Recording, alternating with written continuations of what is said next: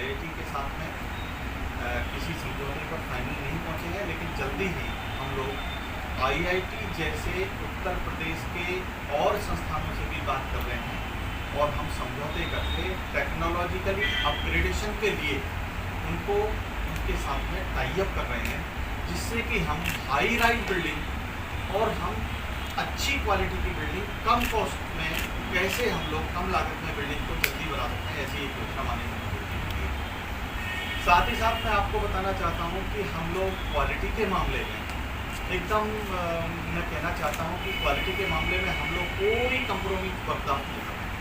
जहां पर भी कहीं कोई क्वालिटी के मामले में कोई प्रॉब्लम मिलती है, समस्या होती है, कहीं समझौता लगता है कि कहीं समझौता किया है, हम बहुत ही निरंकुश तरीके से जो कॉन्ट्रैक्टर्स हैं उनको डीबार भी कर रहे हैं, उनको हम लोग सिस्टम से हटा रहे हैं, अच्छे ठेकेदारों को हम अपने सिस्टम में लेकर आ रहे हैं और भ्रष्टाचार के ऊपर भी हमारा जीरो टॉलरेंस है। हम किसी भी विषय के भ्रष्टाचार को दूर करने के लिए यूपी को दृढ़ संकल्पित है। इसमें स्वयं मैं भी और मेरे अधिकारी भी इसके लिए लगे हुए हैं। इसमें बहुत ही सक्षम स्टाफ है और भवन के निर्माण में यदि मैं कहूँ तो बहुत उच्च कोटि के निर्माण यूपी शिल्प करती है और सब विभाग के लोग हमको प्रायोरिटी से काम देते हैं और हम लोग समय सीमा के अंदर भी कामों को करने का प्रयास करते हैं। हमारे मुख्यमंत्री जी का एक साफ कहना है, उनकी पंचिंग लाइन है, टैग लाइन है।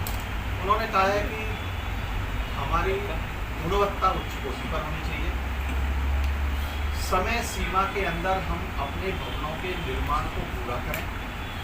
और पारदर्शिता को मेंटेन करते हुए हम अपने भवनों का निर्माण करें। ये तीन विषयों को लेकर माननीय मुख्यमंत्री श्री योगी आदित्यनाथ जी हम लोगों के बीच में निरंतर समीक्षा करते हैं, हम लोगों को डायरेक्शन देते हैं और यूपी सिडको उन सब चीज़ों को लेकर आगे बढ़ती है। मुख्यमंत्री जी ने अभी एक समीक्षा बैठक की, उसमें ये कहा था कि हम लोग आईआईटी और इस तरह के प्रतिष्ठानों के साथ में समझौते करें और हम लोग हाई राइज बिल्डिंग कैसे कर सकते हैं,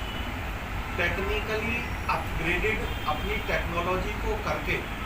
हम लोग ऐसा कैसे कर सकते हैं कि हम अपने भवनों के निर्माण को 2 साल में लगभग 10, 15, 20 मंजिल हम बना सकें,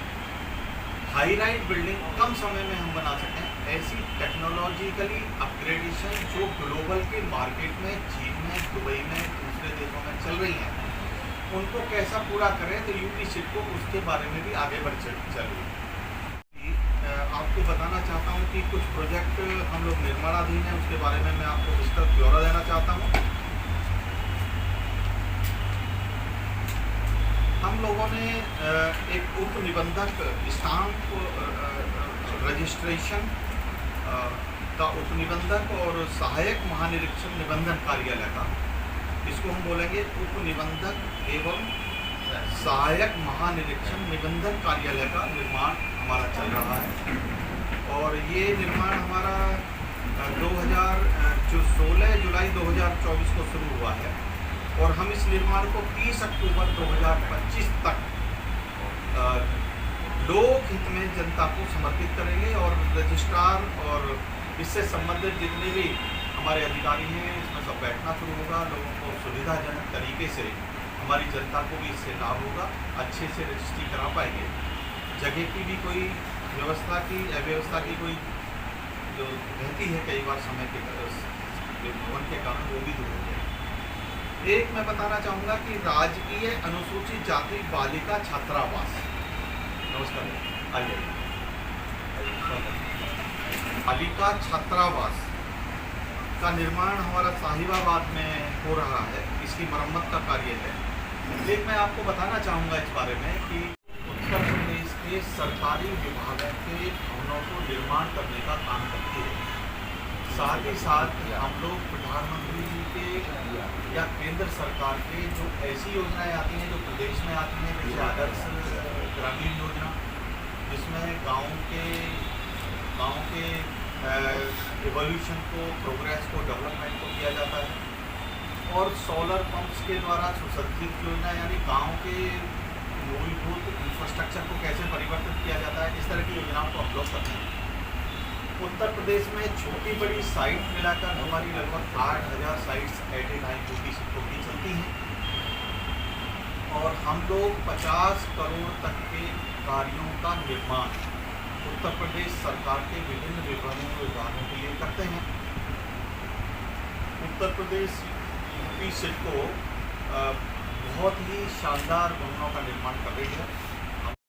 माननीय मुख्यमंत्री जी के सामने जब 4-5 साल पहले ये विषय आया कि हमारे छात्रावासों की स्थिति कई बार गंभीर हो रही है, या हमारे जो ATS बनते हैं, आश्रम पद्धति के जो स्कूल बनते हैं, उनकी व्यवस्था नहीं हो पाती है। आप देखते हैं सरकारी बिल्डिंग अलग दिलाई दी जाती है, पुरानी हो जाती है, तो खंडर हो जाती है। तो माननीय मुख्यमंत्री जी ने तुरंत और तत्काल प्रभाव से ऐसे भवनों का जो पुराने हो चुके हैं मरम्मत कराने का बीड़ा उठाया और आज यूपी सिडको अथवा दूसरी संस्थाएं मरम्मत के कार्यों में लगी हुई हैं और राजकीय अनुसूचित जाति बालिका छात्रावास साहिबाबाद की भी मरम्मत का कार्य एक हमारा प्रोजेक्ट चल रहा है, जो हमारी लगभग 77 लाख की लागत से पहले वाले प्रोजेक्ट में भी आपको मैं बता देता हूँ, जो महानिरीक्षण वाला कार्यालय बन रहा है उसमें हमारी 4 करोड़ 17 लाख की लागत का कार्यालय है, जो पहले वाला और जो मरम्मत का कार्य चल रहा है ये भी 77,61,000 रुपये की लागत से ये हमारा मरम्मत का कार्य राजकीय अनुसूचित जाति बालिका छात्रावास साहिबाबाद में हो रहा है। और जब हम लोग मरम्मत के कार्यों का जीर्णोद्धार करके उद्घाटन करते हैं तो फिर ऐसा लगता है जैसे नई बिल्डिंग में प्रवेश हो रहा है। तो एक हम बहुत ही उसको, ये सिर्फ मरम्मत नहीं है,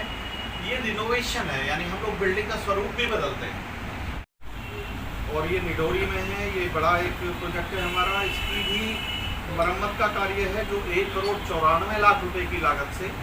हम लोगों ने इसको न केवल रिनोवेशन किया है बल्कि सुदृढ़ीकरण भी इसका हम कर रहे हैं और एकदम नए भवन की तरह से हम लोग इसका निर्माण करने जा रहे हैं। इसी तरह से जनपद गाजियाबाद के मोदी नगर तहसील में एक सामुदायिक